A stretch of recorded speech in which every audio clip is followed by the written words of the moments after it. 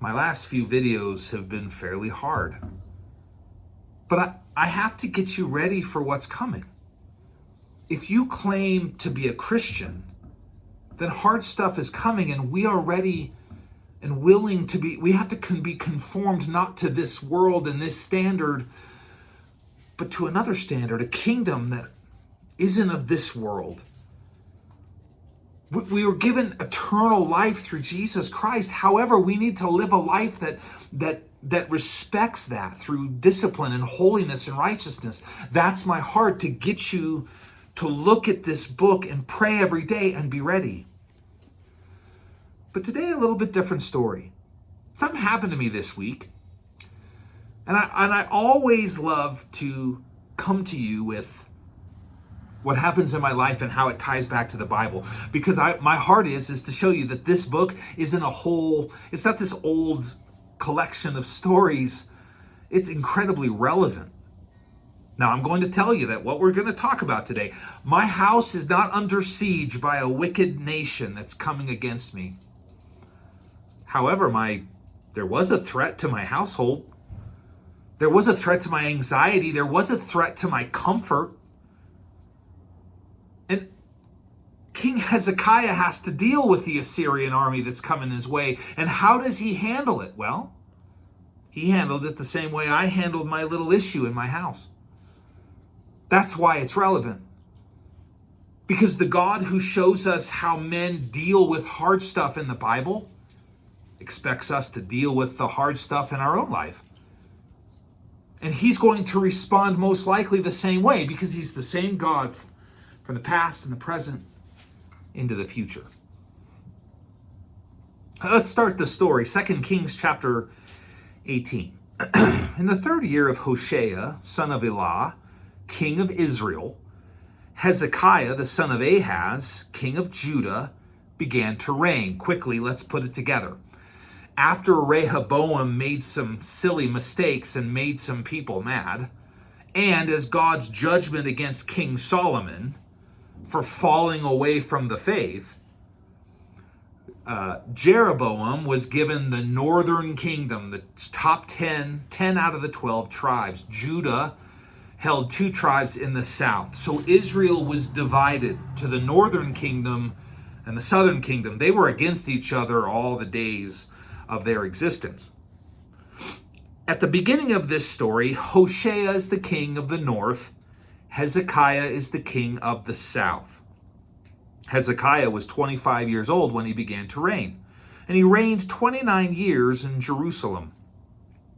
His mother's name was Abi, the daughter of Zechariah, and he did what was right in the eyes of the Lord, according to all that David his father had done. Now, Kings and Chronicles, along with Nehemiah and Ezra, are all historical books. These aren't just made-up fairy tales. These are historical people who existed. There are other places we can find these names leading these places.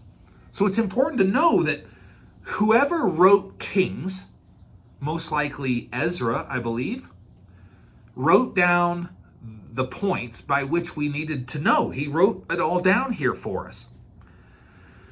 And he says that Hezekiah was a king who did what was good in the eyes of the Lord. Now, we need to understand another caveat here. In the northern kingdom, no kings served God. They all served false religions, paganism, and got themselves into horrible, sinful behaviors. In the south, there was a smattering of good kings and bad kings. Kings that served God, like David, and kings that did not serve God. So here is one who served God. And this is what it says, this is what the author says about King Hezekiah. He removed the high places and broke the pillars and cut down the Asherah, and he broke it in pieces, the bronze serpent that Moses had made, for until those days the people of Israel had made offerings to it. It was called Nehushtan. Now, if you remember back in the first 5 books, I believe it's in Numbers, everybody is hit with this plague of fiery serpents. Moses makes this this symbol out of bronze, a snake on a crossbow, and God said, hey, anybody who looks upon it with faith will be healed. The problem is how quickly do we as people take things we can see and feel and touch and taste and make them gods? And that's what was happening here. These people were bowing down to this bronze serpent, not serving the God who instructed Moses to make the serpent. They were using the serpent as an idol, and Hezekiah destroyed it, along with all the other stuff that the former king was doing. He was not a good king. It says he trusted, verse 5, he trusted in the Lord, the God of Israel, and so that there were none like him among all the kings of Judah after him, nor among those who were before him. He's a good king. He was the best king up until this point. He will be the best king up until the end. Verse 6, for he held fast to the Lord. Keep that in mind. He held fast to the Lord. He did not depart from following him, but kept the commandments that the Lord commanded Moses. And the Lord was with him. Wherever he went out, he prospered. He rebelled against the king of Assyria and would not serve him. He struck down the Philistines as far as Gaza and its territory, from watchtower to fortified city. And in the 4th year of King Hezekiah, which was the 7th year of Hoshea, son of Elah, king of Israel, Shalmaneser, king of Assyria, came against Samaria and besieged it. And at the end of 3 years, he took it. In the 6th year of Hezekiah, which was the 9th year of Hoshea, king of Israel, Samaria was taken.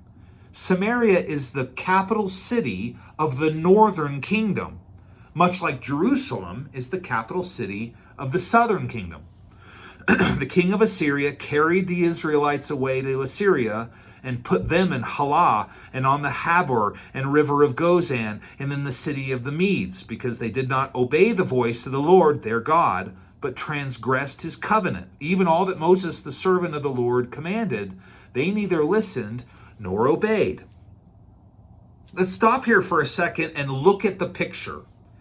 The northern kingdom there was never a king that served God, the God of the Israelites, the Hebrew God who delivered them out of Egypt.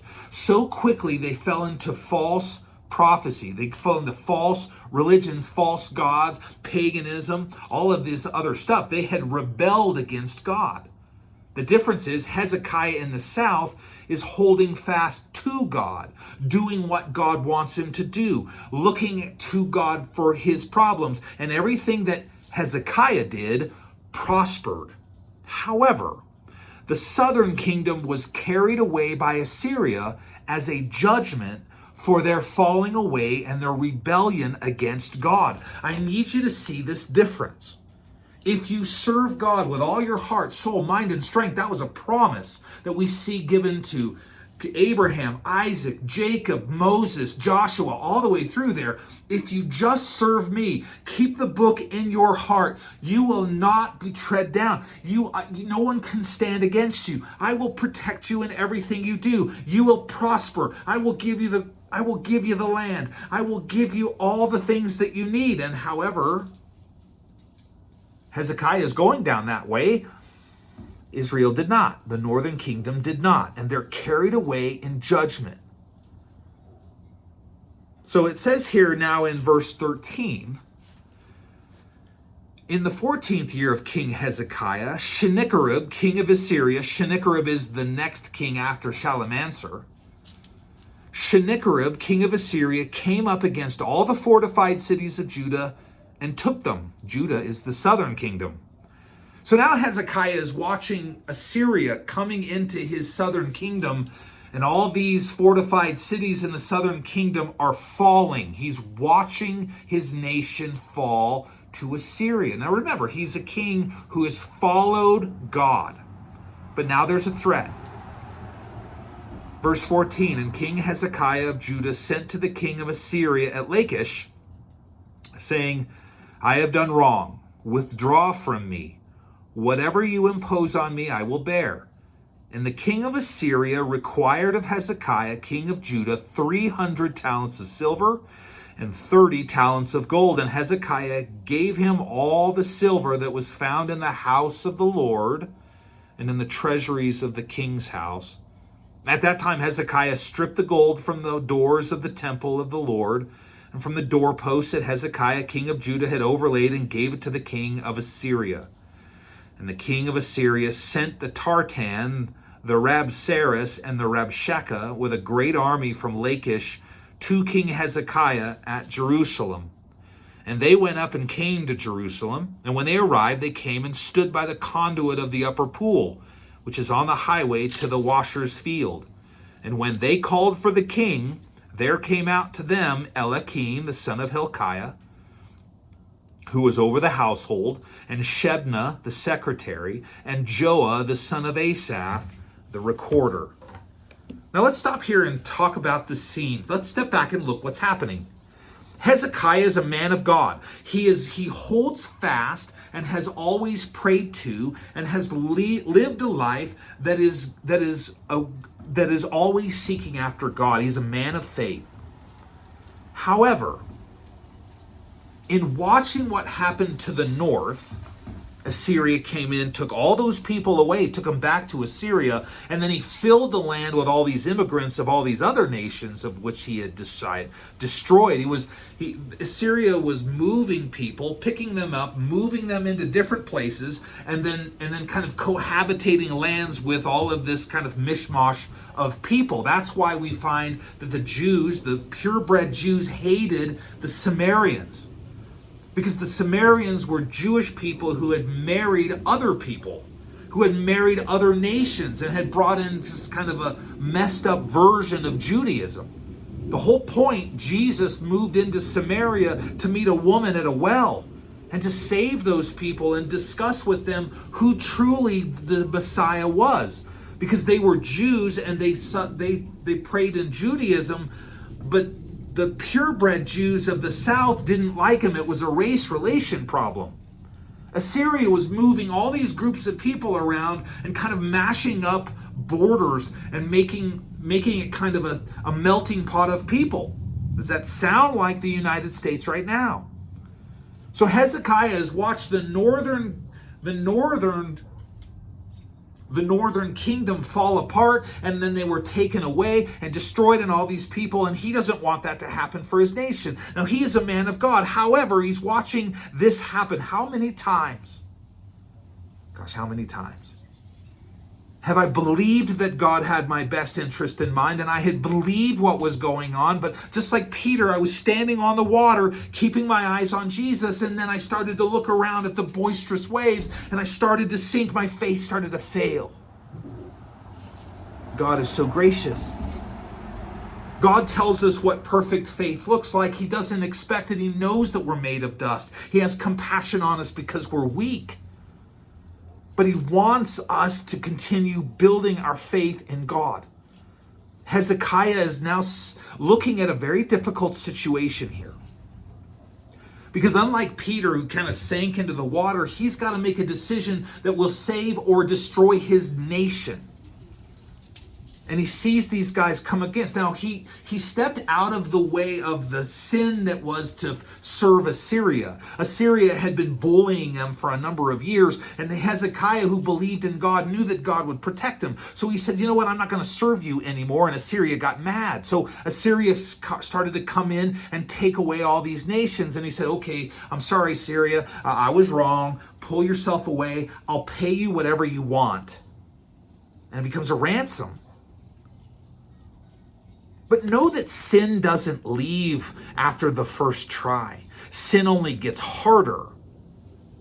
Pastor Ravi Zacharias, the late Ravi Zacharias, said, sin will take you farther than you want to go, keep you longer than you want to stay, and cost you more than you want to pay. So Hezekiah says, well, if I give him what he wants, then he'll leave me alone. And that's not true. So he stripped the house of God, the temple. He took all the gold and all the silver from God's temple and gave it to him. And what did he say? I'm going to go down there and I'm going to take more. And Sennacherib brings a whole entire army down there, and he's about to get into this situation, this conversation about how he's going to take the fortified city of Jerusalem, the city of David, God's city. And Hezekiah is left with a decision. Do you hold fast with God here in the midst of a hard situation? Or do you fall into sin? Because sin will always take you different places. Proverbs 30.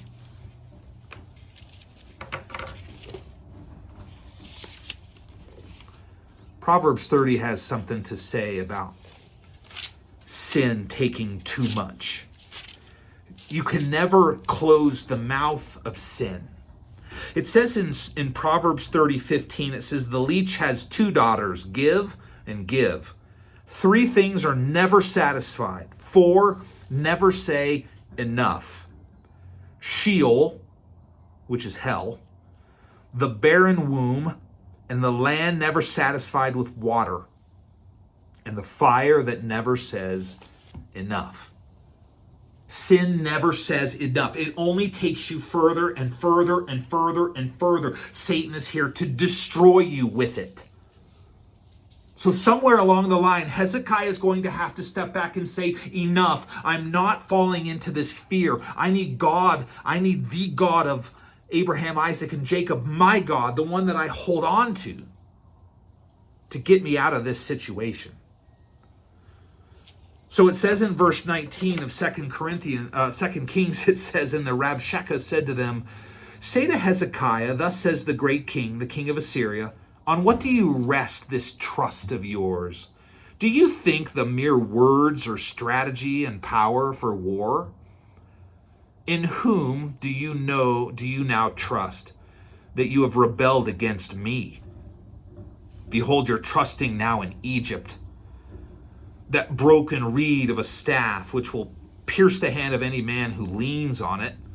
Such is Pharaoh, king of Egypt, to all who trust in him. But if you say to me, we trust in the Lord our God, is it not he whose high places and altars Hezekiah has removed, saying to Judah and to Jerusalem, you shall worship before this altar in Jerusalem? Come now, make a wager with my master, the king of Assyria. I'll give you 2,000 horses if you're able on your part to set riders on them. How can you trust or repulse a single captain among the least of my master's servants? When you trust in Egypt for chariots and for horsemen, moreover, is it enough that the Lord that I have come up against the place to destroy it? The Lord said to me, go up against this land and destroy it. Sennacherib shows up, his congregation, and his delegation comes against these guys, and he says, who is this God you call on? You're not fooling anybody. You're leaning on the nation of Egypt, who's weak. Now we know that there's problems. We know that although Israel served God, they wanted God to protect them, that they made partnerships with other nations in an effort to have some security, instead of stepping back and saying, God, you have it. We are your people. You told us we would never cease to exist. What are you going to do in this situation? Well, Sennacherib knows this. He's been watching the political spectrum of everything, the landscape of everything that's going on around him. And he comes to him and he says, if you're going to lean on Egypt, you're going to fail, because we've destroyed Egypt. We're going to go deal with that again. They're nothing. They're completely weak. And what they're going to do is they're going to turn on you. They're going to stab you in the back. But if you leave on God, then, well, wait a minute. Didn't Hezekiah destroy all of those temples and all those high places and all those places that you bow down to God? Didn't he destroy those? And for good measure, this is what he says. For good measure, in verse 25, it says, moreover, is it without the Lord that I have come up against the place to destroy it? The Lord said to me, go up against the land and destroy it. He's like, the Lord told me to come and destroy you. Now, this is just propaganda. This is just fear-mongering. But this is a real threat to Hezekiah. This guy comes down, he plays the game, he plays the religiosity. What he's trying to do is cause division, and the people who are listening to him come up with this threat. But we already know that Hezekiah has lost a little bit of faith in God, because he's backed up and he's played into Sennacherib's hands. He gave him over the ransom. And then, of course, he's going to show up and take more and take more and take more. We have to be careful not to give in and not tolerate sin, because sin is dangerous. If you step up to the line, it's going to take a little more and take a little more. And sooner or later, you're going to fall into it, and then it's going to take and take and take. And you weren't ready for that. And now you're completely oppressed, stuck in a jail cell of sin. I'm going to take a second. It's time to step back for a minute and talk to you about the threat of my house. Now, I'm not being faced down by Assyria. Sennacherib is not standing outside my house this past week. However, there was a threat to my household. My wife went downstairs and she was moving through the basement, finished basement, and she stepped into a very soaked carpet. We had a leak coming off the hot water heater. Now, nobody had noticed it at the time, but it had grown quite large, and it was quite saturated with water. And here we are, just minutes about to go to bed, because nothing good happens just before you got to go to bed. It doesn't happen in the middle of the day or the morning so you can call help and get somebody over to deal with it. It's got to be at a time that chirping fire, that smoke detector always has to happen somewhere around 2 a.m. so that you have to get up and try to figure out where it's coming from and fix it. That's happened too several times in the last month. Amazing. It always just seems to kind of come together. So we open the folding doors to find the water heater, and we find that there is a leak dripping out of the PVC pipes above the water heater. Now, I don't know how long it's been leaking there, and concerning the saturation of the carpet around that area, it's been going on. And it's 10:30 on a Friday night. What are we going to do? Well, we got to come up with our options, because now I've got some anxiety, because if I can't let it go, it's going to destroy, you know how dangerous water is. Water destroys everything. And I've got to fix it. How am I going to fix it? 10:30 on a Friday. Well, I have my options. I could call a 24-hour plumber, take out a small mortgage on my house to pay him. I could find materials around my house to try and stop the water. Maybe we have some tape, or maybe we have some caulking, or maybe I have a bucket, or maybe I don't know what I have. But it's time to start brainstorming the problem. In the middle of it, I got to pray. Lord, holy cow, this has come upon us now. If it's spiritual warfare, Lord, here I am. I'm going to have to figure this out. Lord, what do I have to fix this problem? Well, I need a bucket. I have a bucket, and that's good. But the bucket doesn't work, because the bucket can't sit on the floor and catch the drip. And I can't put the bucket under the drip, because it'll be catty-cornered, shoved into an area that won't fit. And by the time it has any water in it at all, it'll tip, and the water will go everywhere. I can't let that go till morning. What am I going to do? Hezekiah is sitting here wondering what he's going to do. Verse 26, 2 Kings says, Then Hilkiah said to Hilkiah, the Shebna, and Joah said to the Rabshakeh, Please speak to your servants in Aramaic, for we understand. Do not speak to us in the language of Judah within the hearing of the people who are on the wall. He says, you guys are a political people. Speak in your language. We understand your language, so you don't scare our people. Just that you are a confederation. We're coming together. Let's speak man to man, leadership to leadership here, and make a decision about how we're going to handle this. Don't bring our people into it. However, it says, Rabshakeh said to them, Has my master sent me to speak these words to your master and to you, and not to the men sitting on the wall who are doomed with you to eat their own dung and drink their own urine? He's come to create panic and anxiety. Rabshakeh stood and called out in a loud voice in the language of Judah, Hear the word of the great king, the king of Assyria. Thus says the king, Do not let Hezekiah deceive you, for he will not be able to deliver you out of my hand. Do not let Hezekiah make you trust in the Lord by saying, the Lord will surely deliver us, and this city will not be given into the hand of the king of Assyria. Don't let Hezekiah tell you that your God has this all figured out. Don't listen to him. He's lying to you. You need to be ready to make a decision. Now, he's not talking to the leadership. He's talking to the guards that sit up on the wall, the people that live within the wall, because there were houses in the outer wall. These people are listening, the lay people, and they're listening to the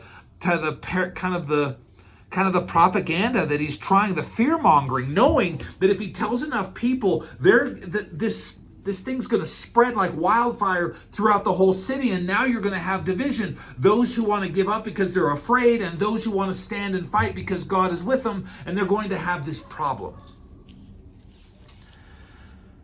Verse 31, do not listen to Hezekiah. Thus he says, the king do not listen to Hezekiah, for thus says the king of Assyria, make your peace with me and come out to me, and then each one of you will drink his own wine, and each one of his own fig tree, and each one of you will drink the water out of his own cistern, until I come and take you away to a land like your own land, a land of grain and wine, a land of bread and vineyards, a land of olive trees and honey, that you may live and not die. Do not listen to Hezekiah when he misleads you by saying, the Lord will deliver us. When Hezekiah believes in God, when Hezekiah steps up to make the statement that God will be our fighter, he is the one, he is living a life holy and righteous before God, he's saying, don't listen to that guy. When he stands in positive, Satan always sends a response. This is the response to standing in faith. Now, Hezekiah has learned one time that the mistake was a big one. And now he's listening to this because he's given in the first time, and now the stakes are higher. These guys are coming and saying, don't listen to him when he says your Lord is going to deliver you. Verse 33, has any of the gods of the nations ever delivered his land out of the hand of the king of Assyria? Where are the gods of Hamath and Arpad? Where are the gods of Seraphim, Henna, and Iva? Have they delivered Samaria out of my hand? Who among all the gods of the lands have delivered their lands out of my hand, that the Lord should deliver Jerusalem out of my hand? He says, where are all those gods of the other nations we've already defeated? Those people that we've brought those people into Samaria, this big mosh of people. Where were their gods? Why did they stop us? They're not strong enough. Do you think your God is strong enough? You got to realize that the God of Abraham, Isaac, and Jacob, the God of the Bible, is the only God. Everybody else is an idol. Everybody else is man-made religion. There's no power behind what they did. So of course they didn't protect them from Assyria. God used Assyria against the northern kingdom and against those nations around the area, against Samaria. He used them in judgment because they weren't following him. Here's a question for you. Why is anti-Semitism growing? Because the people of God are a big problem for Satan. Even when they don't believe in God, they are by promise God's people. Why are the Christian church so heavily prosecuted and persecuted? Because they're the only true religion, because they believe in Jesus Christ. Either way, Satan goes only against the threats to himself. Buddhism, not a threat to Satan. Hinduism, not a threat to Satan. They're not real. The Muslim faith, not a threat to Satan. It will most likely be a vehicle of Satan in the last days. Just you watch the religious war that's going to come between the Muslim faith and Christianity. So all of this is going on. The question is, where are their gods? Why didn't their gods protect them from me? And now the test of faith really begins. I like verse 36 because this is really smart. It says, but the people were silent and answered him not a word, for the king's command was, do not answer him. And Eliakim, the son of Hilkiah, who was over the household, and Shebna, the secretary, and Joah, the son of Asaph, the recorder, came to Hezekiah with their clothes torn and told him the words of Rabshakeh. So here's what happens. They come in here, they tell all these people that there's no way that their God is going to deliver them from Assyria, in an effort to create great drama. Now, here's the question. The anxiety and fear that is built in these men, they tear their clothes, which is a sign of mourning, a sign of distress, and they go into Hezekiah and they say, here's what they said. This is a threat, an existential threat to Jerusalem. But Hezekiah is a man of God. So what does he do next? Well, what did I do next?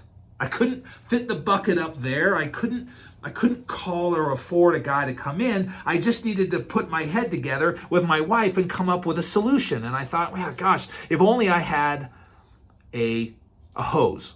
If I had a hose, I could maybe collect the water through the hose into the bucket. And then I remembered. God provided me a hose. I had bought a hose the week before. I needed only about 4 inches of hose for a project, but I had to buy 4 feet of hose. So now I have this hose. I didn't know what to do with the hose, but I kept it because rainy day situations around your house might need a hose. I said, well, I got a hose. Well, what if I had a funnel? And God reminded me, I have a funnel. It was on the ground on my front porch. It had been there for months. Interestingly, though, I noticed it and thought to myself last week, there's a funnel there. I might need it. Now, I'm gonna tell you, I didn't collect the funnel and put it in my garage like I should have. I was out here studying. But I remembered, just in case you need a funnel sometime soon, it's on the ground on the front porch.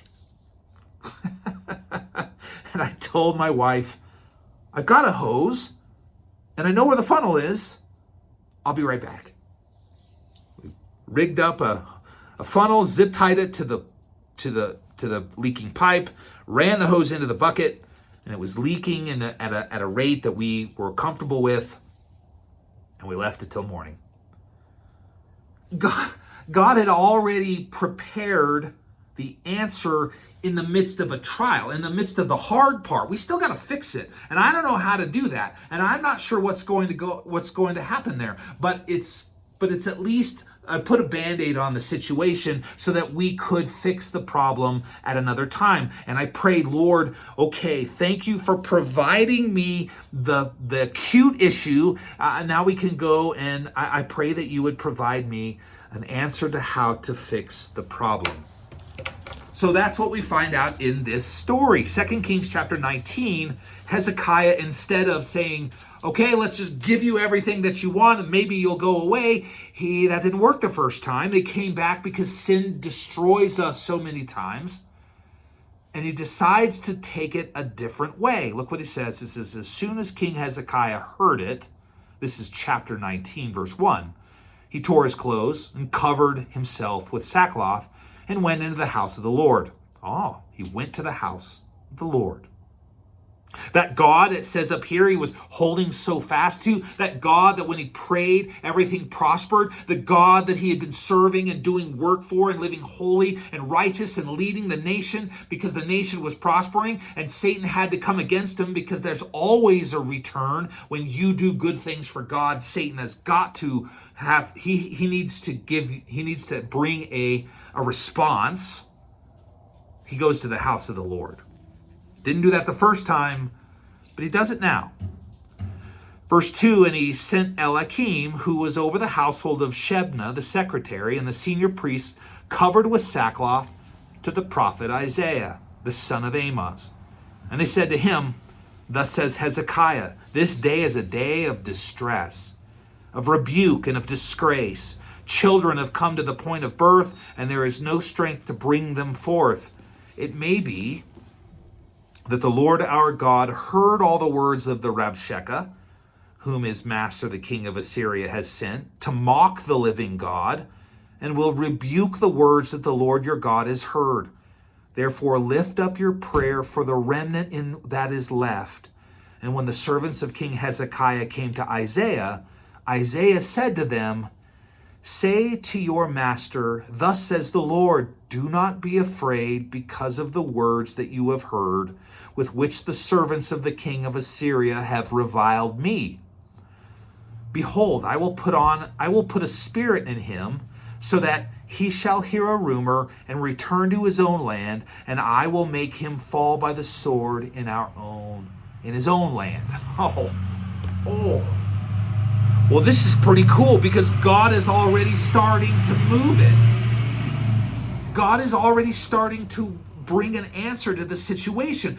The Jewish people, they haven't even done anything yet. Hezekiah only has the information. He walked into the house of the Lord. He called on the prophet Isaiah, who is the man who has been speaking, God speaks through. And Isaiah said, don't worry about those guys. I've already got this figured out. What I'm going to do is I'm going to put a spirit in Sennacherib, and Sennacherib's going to think that something had happened, that he heard a rumor that something was happening in his own land. He was going to need to return. He's going to go deal with the problem. Sennacherib's not going to hang out very long because I'm going to move in him. I'm going to provide an answer. You're not going to need to fight this.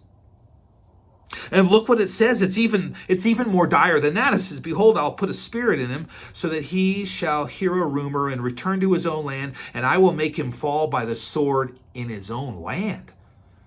He goes to Isaiah says, don't worry.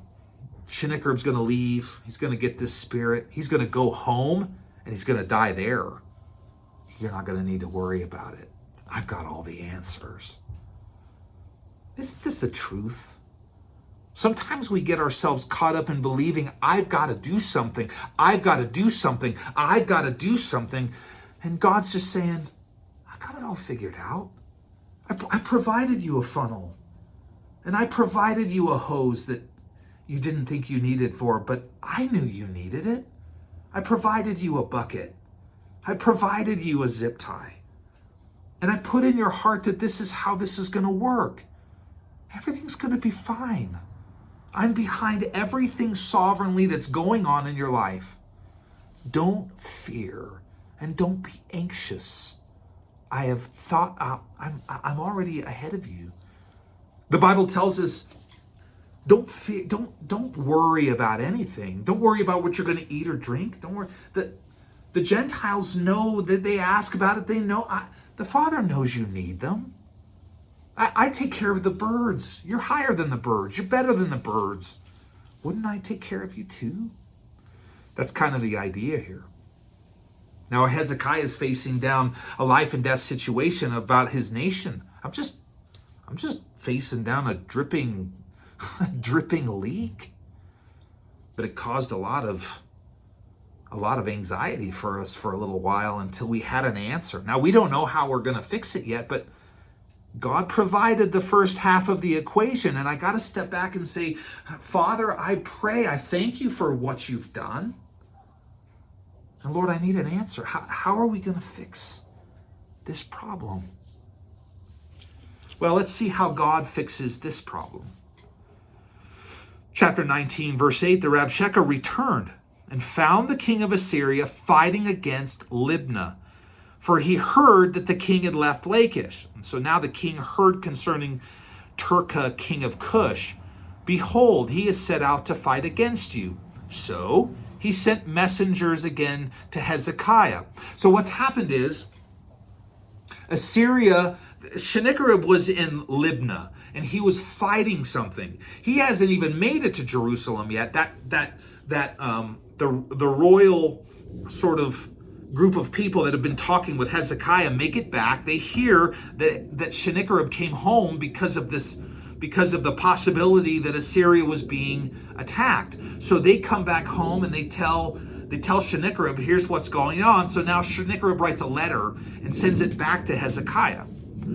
It says, behold, he is set out to fight against you. So he sent messengers again to Hezekiah, saying, thus shall you speak to Hezekiah, king of Judah. Do not let your God in whom you trust deceive you by promising that. Jerusalem will not be given into the hand of the king of Assyria. He's like, all right, take this letter back to them and tell them that they're not going to win, that your God is not going to deliver you from me. Verse 11, behold, you've heard that the king of Assyria has done all the land, what they've done to all the lands, devoting them to destruction. And shall you be delivered? Have the gods of the nations delivered them? The nations that my father destroyed, Gozan, Haran, Rezeph, and the people of Eden who were in Telassar? Where is the king of Hamath, and the king of Arpad, and the king of the city of Zeraphim, the king of Hena, or the king of Iva? Where are those guys? You're standing, Hezekiah, as the king of this nation.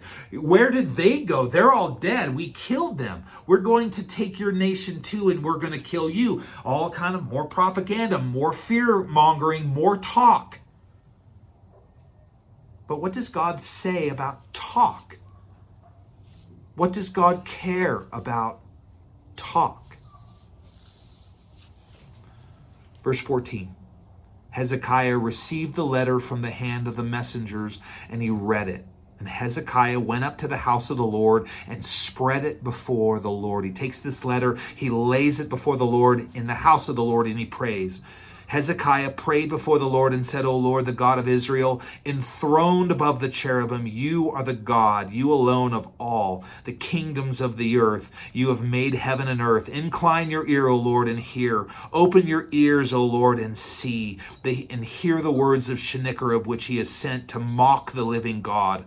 Truly, O Lord, the king of Assyria has laid waste to the nations on their lands, and have cast their gods into the fire, for they were not gods, but the work of men's hands, wood and stone.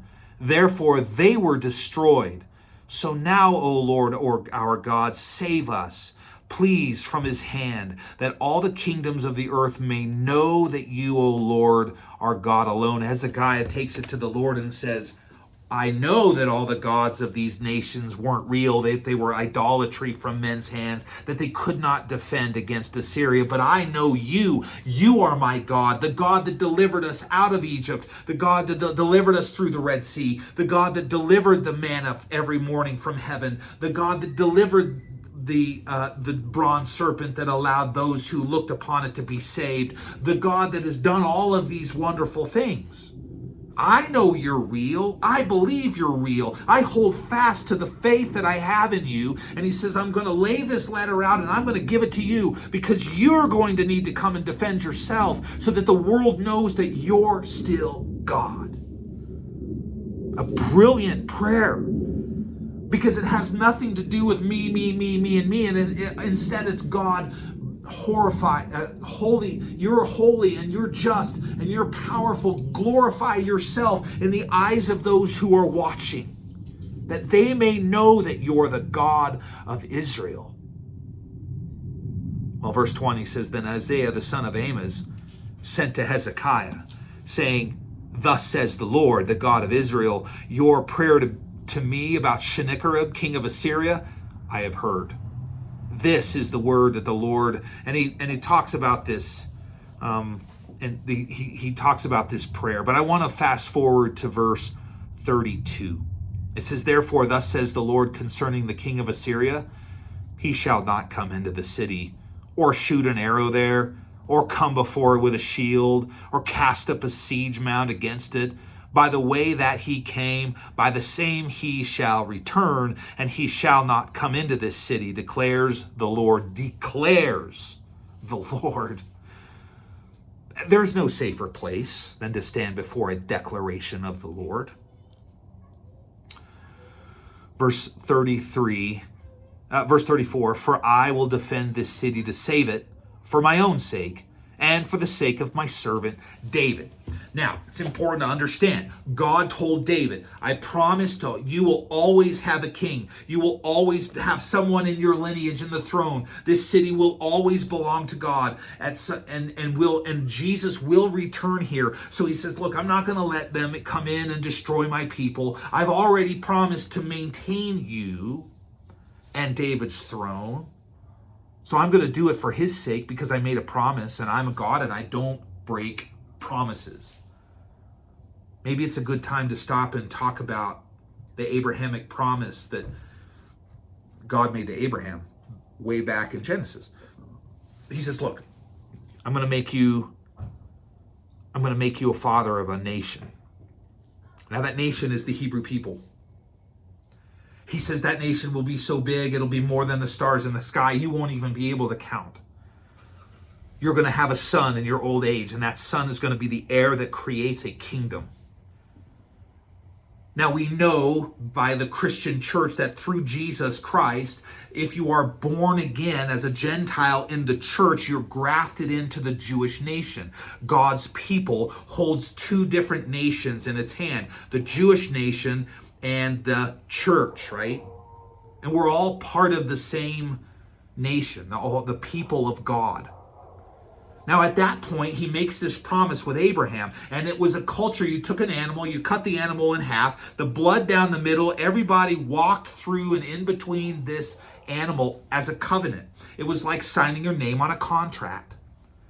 However, God did not allow Abraham to walk between the animals. He put him into a deep sleep, and he did it himself. Why that's important is because God made the promise and he held himself to the promise. Abraham didn't. He knew that Abraham and mankind couldn't hold to that promise of believing God, that promise in understanding God, that promise by which we need to be by faith into the kingdom. And so God put it in himself. He didn't allow Abraham to go, which means it's a unilateral covenant. One man, one God, one side of the covenant made a promise he cannot break. It is by faith, trust in God. Now it's important because Jesus died for us. It's important because we need to believe that Jesus died for us. And that can't change because God can't change. We need to be careful. Because the argument is if God changed his decision, if God decided against Israel, if he changed and now it's the church and Israel is gone, like replacement theology says, then he broke a promise. If God can break a promise to the Jews, he certainly can break a promise to you. But he hasn't, and he won't. Hold fast to God's faithfulness because God answers prayers and he deals with his situation. And here he is telling Hezekiah, don't worry, for the sake of the promise I made to David, nothing will happen to you. And look what happens. Well, I'll tell you the next piece of my story. It just so happens that I'm having my bathroom redone. And I'm having contractors. They were supposed to come in the next day. Now, they're kind of spotty and they show up from time to time, but they're not they haven't been very faithful. But he showed up the next day. And I showed it to him. I showed him the leak. And he said, no problem. I'll take care of it right now. And he fixed it. The man was already scheduled to be in my house to fix the leak that came about the next day, the day before. So he provided a funnel, he provided a hose, he provided a bucket, he provided a way to get me to the next day, he provided a man to come and fix my problem. I didn't have to do anything. God provided it all. So good. Here's how the story ends, verse 35. That night, the angel of the Lord went out and struck down 185,000 in the camp of the Assyrians. 185,000 soldiers killed by one angel. In the camp of the Assyrians, and when people arose early in the morning, behold, there were all dead bodies. Sennacherib, king of Assyria, departed, went home, lived at Nineveh. Remember what Isaiah said, I'm going to send him home. I'm going to confuse him. I'm going to send him home. And he's going to fall at his own house. He was worshiping in the house of Nisroch, his god. Adremelech and Sharezer, his sons, struck him down with the sword and escaped into the land of Ararat. And the Esarhaddon, his son, reigned in his place. Sennacherib goes home after seeing 185,000 guys die. Sennacherib goes home and he's in his own false religion, and his sons kill him in the temple. God has it all controlled. God knew what he was going to do. God told him what he was going to do. Hezekiah, just hang on to me. Hold fast, like you said. You're going to be okay. Now, here's the interesting part of all of this. God allows hard things to come against us. He allows us to be put into situations where anxiety and fear and anger can be a major foothold in our lives. And if we let it get out of control, it can be destructive, right? It's an antitrust sin. You don't trust God, so you're anxious. You don't trust God to fix it, so you're fearful. But being frustrated, being angry, being fearful, being bitter about the situation doesn't fix the situation. It only causes danger. Look at Genesis chapter 4. We're talking about Cain.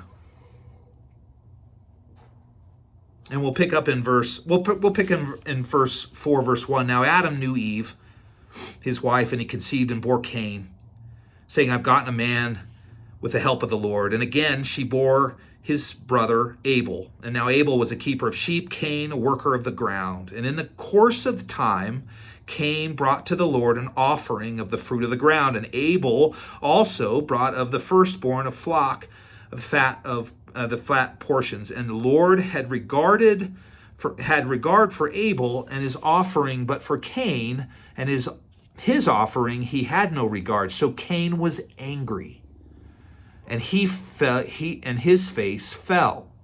And the Lord said to Cain, why are you angry, and why is your face fallen? If you do well, will you not be accepted? And if you do not do well, sin is crouching at the door.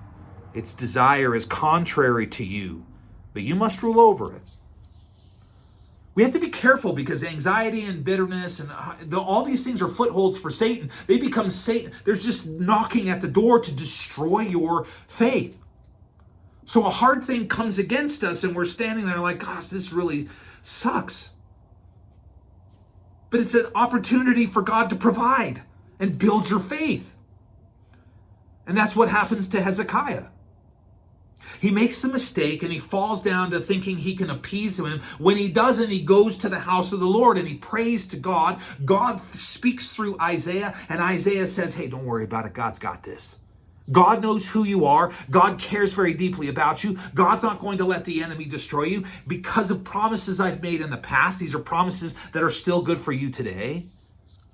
God doesn't renege on his promises, and he doesn't renege on the things that he's done. So your salvation is firm, and he will take care of you as a child of God if you've accepted his promise. And he sends the angel of the Lord. That's not just an angel. If you look in the Old Testament, the angel of the Lord is what's called a Christophany. It's a pre-incarnate version of Jesus Christ. You see him in Joshua chapter 5. You see him in Genesis when he's talking to Abraham, when he sends the two angels into Sodom and Gomorrah. You see him, he's the man with the sword Joshua talks to. Abraham sees him. We see him on a numerous occasions. He is a Christophany. He's Jesus Christ before he was a man. And if you think about Isaiah, and he says, I'm going to send forth a child born to a virgin. His name's going to be Emmanuel, God with us. That's the same spirit as the angel of the Lord, Jesus. And then Joseph has a baby, and he's like, hey, he's going to be baby born to a virgin. His name is going to be Jesus. Jesus saves, the God who saves. God is salvation. Same spirit. Don't make the mistake of thinking that Jesus is this lowly guy running around carrying sheep around. Jesus, the soul of Jesus. Remember, we're body, soul, and spirit. This body is weak and it's going to be put down. My soul will live forever, and it's entwined with the Spirit of God so that I have an eternal life. The Spirit of Jesus is the Spirit of God. It is God.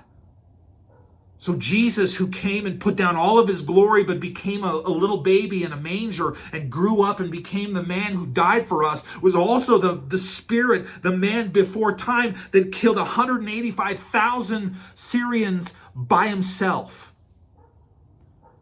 And that man will come back in a robe dipped with blood. At the end of the 1,000-year reign, at the end of the 7-year tribulation, we will come back with him. And he will rule. He's not meek and gentle and kind. He is a king. Make sure your reverence of who he is. He shows up and he saves the day. Such a good story. And you want to know what tops off my story? The contractor comes, fixes my leak, puts together everything. Everything is perfectly done, right on time, provided by God.